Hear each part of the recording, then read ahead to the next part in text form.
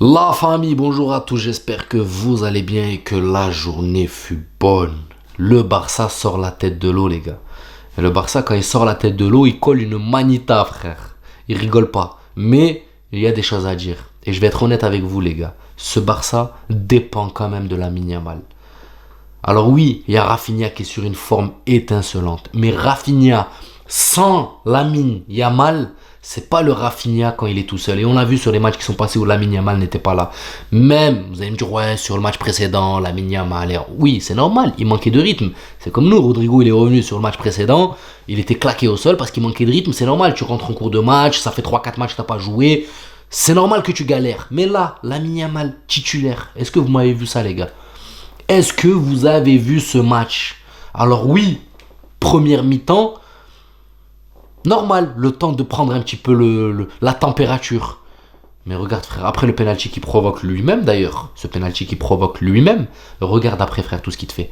Moi ce joueur me choque. Je préfère être honnête avec vous les gars, ce joueur, il y a deux choses qui me choquent les gars dans ce Barça. Lamine Yamal et cette ligne de hors-jeu. C'est les deux choses qui me traumatisent les gars. Lamine Yamal, c'est sa précocité en fait. 17 ans, capable de faire tout ça. Parce que les gars, faut être honnête. Regardez les buts. J'ai l'impression qu'il est impliqué sur tous les buts, les gars. Je vous jure, j'ai l'impression qu'il est impliqué sur tous les buts. Le penalty, la passe qui glisse à je sais plus qui la remet à Frankie de Jong. Il est impliqué sur tous les buts. Regardez les gars, je vous jure, elle passe toujours par Lamine Yamal.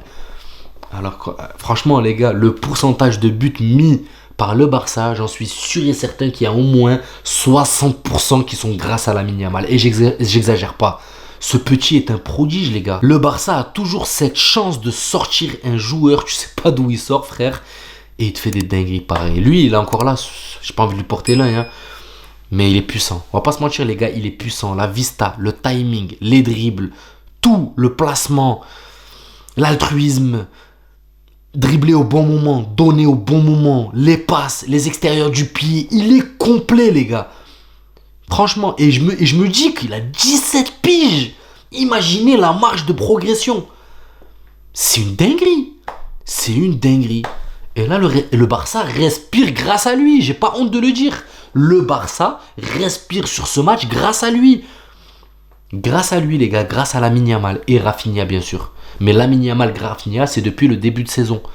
Alors, on a l'impression, des fois, on a tendance à croire que c'est tout un collectif. Oui, c'est tout un collectif. Moi, j'ai juste l'impression que c'est surtout cette ligne de hors-jeu, cette ligne défensive qui est super bien rodée. On va en revenir, il faut qu'on en parle un petit peu, parce que moi, elle me traumatise, les gars. J'en fais des cauchemars de cette ligne de hors-jeu, plus que les attaquants. J'en fais des cauchemars. Cette ligne de hors-jeu et Lamine Yamal, c'est franchement, et Rafinha, voilà, c'est les trois joueurs du Barça à l'heure actuelle. Trois joueurs du Barça. C'est ironique ce que je dis, mais c'est pour schématiser. Là, pour moi, franchement, c'est ces trois-là qui se démarquent cette saison. La ligne de hors-jeu qui compte 4 joueurs, mais bon, moi j'ai l'impression que c'est qu'un seul joueur, les gars. Moi, ce qui me choque, ce qui me traumatise, les gars, c'est quand la VAR fait un replay et que tu vois la ligne remonter et que t'as l'impression, frère, qui se parle en télépathie, tu vois. C'est un trait tiré au laser. C'est ça qui est choquant. T'as 3 joueurs de l'équipe adverse hors jeu et t'as un trait qui est tiré au laser et t'as comment il s'appelle là, Baldé, Inigo, Koubarsi et l'autre là, Koundé. C'est incroyable. Moi, je vous jure les gars, j'ai du mal. Comment il a fait Hansi Flick, je sais pas, pour venir et inculquer ça en une saison. Après, ça a ses failles. Là, ils ont joué contre Mallorca, bien sûr. Contre Mallorca, devant, c'est que Vedat Muriqi. Il est lent, il peut pas prendre de l'avance. Enfin, il prend trop d'avance, justement. Voilà, il est bon que dos au but.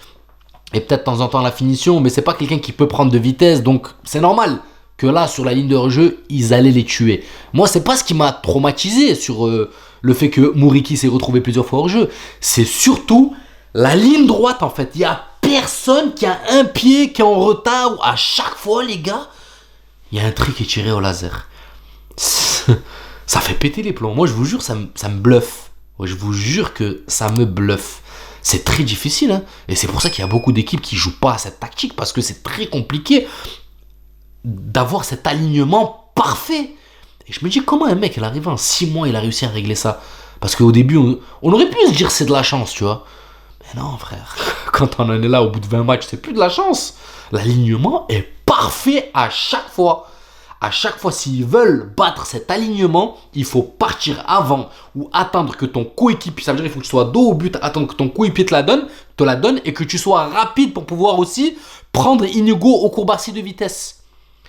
Tu vois? Sinon, t'as aucun moyen. Et au-delà contourner sur les côtés et de partir en soliste. Mais sinon, frère, c'est létal, c'est mortel. Encore combien de fois ils ont été hors jeu encore aujourd'hui, Mallorca? Alors que, non, franchement, moi, les gars, je vous le dis, hein, c'est Rafinha, on va pas se mentir, hein, Rafinha, il est sur une saison top, une de ses meilleures saisons. Même, je vois pas mieux, clairement, c'est une de ses meilleures saisons, il est au top. Le brassard de capitaine lui donne des ailes. Non, ce Barça, les gars, faut se méfier, hein. Ils font les montagnes russes, mais il faut quand même se méfier parce que maintenant, Lamine Yamal est de retour. Moi, je vous le dis, hein, Lamine Yamal, il peut pas faire l'équipe à lui tout seul. Mais c'est un facteur X très important dont il ne faut pas... Il faut faire attention. Il faut se méfier de lui, les gars. Parce que... Il fait mal. Hein. Après, je parle pas encore des autres individualités qui sont de temps en temps en forme, de temps en temps pas en forme. Je pense en l'occurrence à Pedri, Gavi qui n'a pas joué.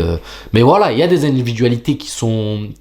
Pareil, qui suivent un peu la tendance. Dès que ça va, ça joue bien. Dès que ça va pas, c'est un peu... Mais Lamine Yamal, gros...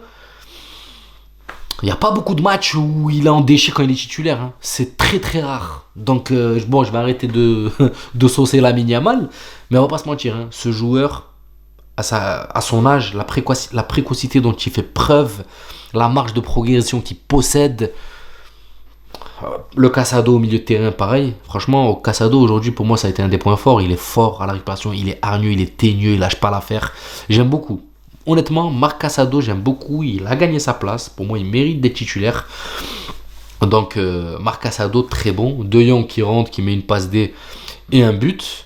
Mais la passe D pour De Jong, n'oubliez pas d'où elle part. C'est pour ça que je vous dis qu'il est impliqué sur tous les buts. Lamine Yamal, vous allez me dire, ouais, t'abuses. Maintenant, les gars, je vous parle en réalité. Je le surveille depuis le début de saison, les gars. Parce qu'il y a quelque chose quand même, les gars. Il n'y a que les hypocrites ou les gens qui veulent pas le voir, qui captent pas qu'il a un talent, les gars. Hors norme, hein. C'est pas vraiment... Moi, je trouve vraiment que à 17 ans, les gars. À 17 ans, quand même. Hein. À 17 ans. Et, tu vois, il porte limite presque le Barça. Mais il le fait sans pression. Tu vois, il le fait sans pression, en fait. Il est là, il assume son côté un peu leader. Alors même, tu vois, au début du match, tu peux te dire qu'il fait un match moyen. Mais du moment qu'il a mis ça y est, qu'il a lancé le réacteur, ça y est, frère. Il est parti, il est lancé. Mais dans l'ensemble, le Barça fait un bon match, même si c'est compliqué, comme je vous l'ai dit, quand tu regardes les 15-20 premières minutes au début, tu te dis, ah, c'est pas le Barça d'habitude, ce Barça. Il y a moyen qu'on s'en sort encore, on arrive encore à leur gratter des points, tu vois. Au final, bon, Mallorca, ils n'ont pas su saisir les opportunités, et puis au final, au bout d'un moment, t'as beau défendre, et envoyer à Muriqi.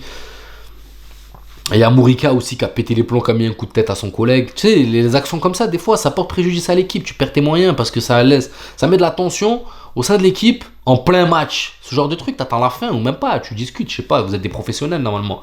Mais l'autre qui met un coup de tête, qui pète les plombs alors que c'est lui qui provoque le penalty.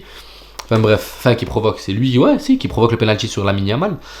Donc, non, franchement, un bon match du Barça qui s'en sort, qui reprend encore 3 points, qui s'éloigne un petit peu. Mais bon, on est là demain et il faut qu'on recolle pour aller venir encore leur coller au cul, leur mettre la pression. Et on attendra le faux pas. Même si on a un match de retard. Mais j'ai envie de me dire dans ma tête que ce match de retard, on le met de côté, on le zappe. On se concentre sur le moment présent. Le match de retard, ça sera ça sera un joker. Si on y arrive à le gagner, ce match de retard, ça sera que du plus. Mais là, on est là, on suit le Barça, on attend qu'il fasse un faux pas pour leur repasser devant. C'est tout ce que j'espère.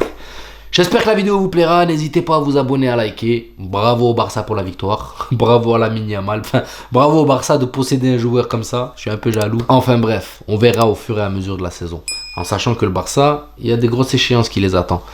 Prenez soin de vous, la famille. Et je vous dis à la prochaine vidéo qui est demain d'ailleurs pour le débrief du Real Madrid. Ciao la famille.